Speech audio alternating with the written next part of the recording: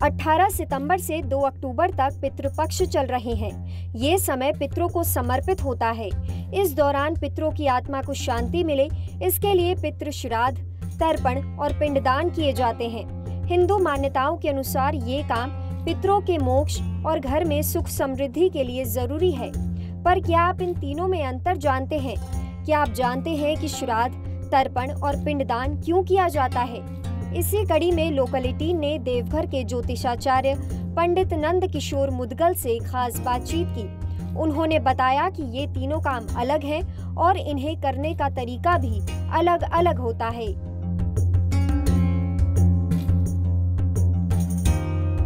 श्राद्ध का अर्थ होता है किसी भी मनुष्य की मृत्यु के बाद श्रद्धा के साथ किए जाने वाला काम। इसमें पितरों को भोजन कराया जाता है जिससे वो प्रसन्न होते हैं।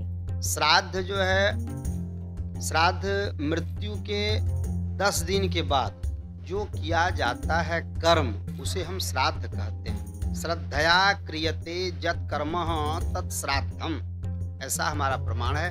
श्रद्धा से मृत्यु के बाद 11वें दिन और 12वें दिन जो श्राद्ध भोज होता है उसे हम श्राद्ध की उपमा देते हैं, श्राद्ध कहते हैं।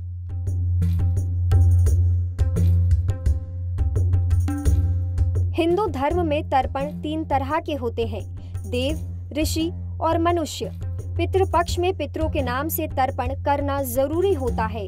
इसमें तिल, जल, कुश और अक्षत लेकर प्रार्थना की जाती है। मनुष्य को तर्पण जो है, सनातन धर्मावलंबियों को तर्पण सालों भर करना चाहिए। 365 दिन इसको करने का विधान है। देव, ऋषि और मनुष्य, ये 3 तर्पण जीवन में अवश्य करना चाहिए। लेकिन यदि आपको समय नहीं प्राप्त होता हो तो जब पितृपक्ष आता है तो पितृपक्ष में अपने पितरों की तृप्ति के लिए सिर्फ पितरों का ही तर्पण न करें। उसमें भी जो है ऋषि तर्पण, देव तर्पण और मनुष्य तर्पण, ये 3 तर्पण का विधान है। 3 तर्पण अवश्य करें और 3 तर्पण करके अपने पितरों को मुक्त करें।